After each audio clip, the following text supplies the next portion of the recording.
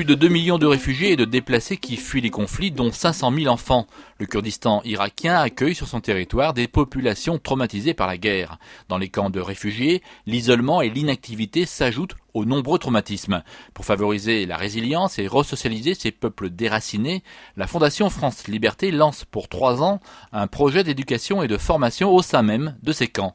Bonjour Jérémy Chomette. Bonjour. Vous êtes chargé de mission à France Liberté. Alors fidèle à l'engagement de Daniel Mitterrand, la Fondation s'attache à nouveau à venir en aide au peuple kurde. Alors pourquoi et quelle est l'idée de ce projet ?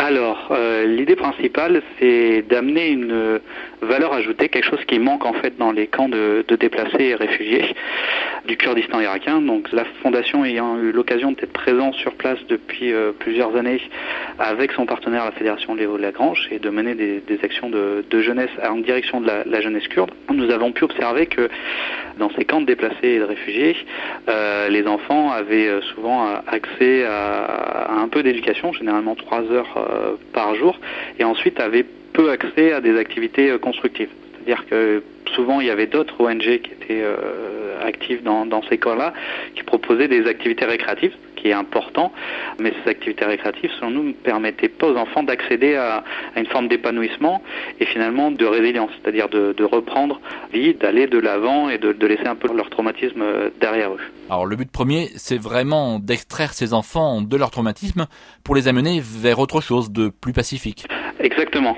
Et alors ça va être à la fois individuel et collectif. C'est-à-dire que notre idée, c'est que à travers des activités d'éducation populaire, donc de l'animation périscolaire ou extrascolaire, c'est-à-dire en travaillant, en faisant beaucoup de théâtre, d'activités d'expression, d'activités collectives, d'activités de coopération, des projets aussi sur du long terme avec les enfants, mais les enfants vont pouvoir regarder de l'avant, sortir de leur traumatisme et s'imaginer un futur. Et aussi avoir accès à plus d'apprentissage que ce qu'ils vont trouver à l'école.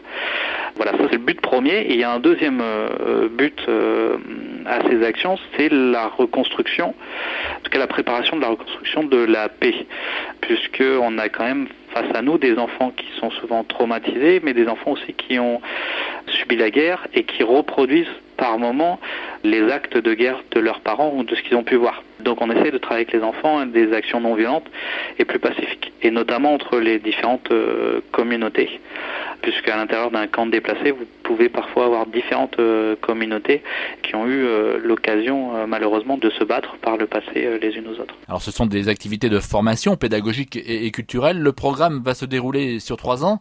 Comment se met-il en œuvre ? On est sur un programme qui a démarré en septembre de l'année dernière, donc septembre 2016, avec le recrutement d'une coordinatrice qui est expatriée et puis d'un salarié local. Et l'idée, c'est d'agir dans 9 camps au Kurdistan, mais sur 3 ans. Donc 3 camps par an, et à chaque fois de former au minimum 12 animateurs que l'on va aussi salarier et recruter. Donc par exemple en ce moment, depuis novembre, on a des actions dans 3 camps du Kurdistan, et à partir de l'été prochain, on va démarrer des actions dans 3 autres camps, puis on finira par un dernier cycle.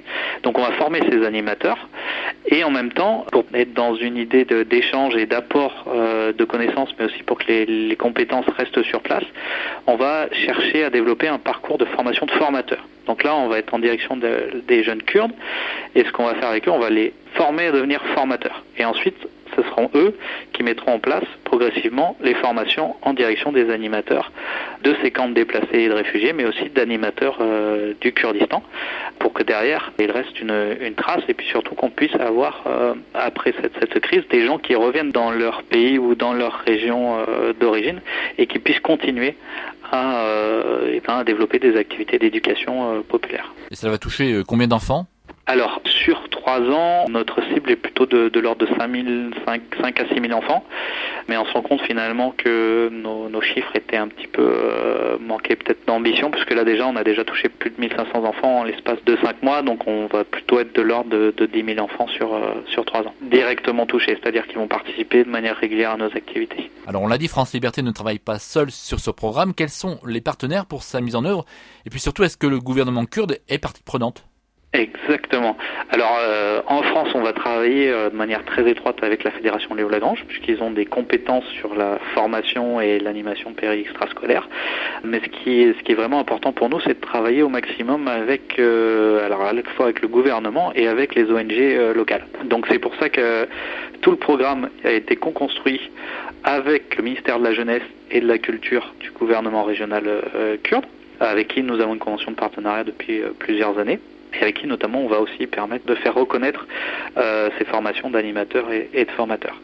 Ensuite, notre volonté est de travailler, comme je le disais, avec les ONG locales. Donc par exemple, nous sommes à l'heure actuelle accueillis par une association qui s'appelle CDO, Civil Development Organization, qui est une association kurde qui a une quinzaine d'années et qui est très active dans les camps de déplacés et de réfugiés, plutôt sur l'apport, la réponse aux besoins vitaux des populations ainsi que les violences faites aux femmes. Et d'autres ONG locales seront associées à ce programme, projet qui bénéficie du soutien de l'Agence française du développement et de la mairie de Paris.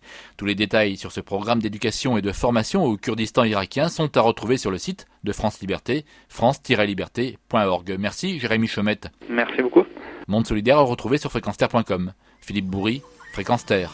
Retrouvez et podcastez cette chronique sur notre site fréquence-terre.com.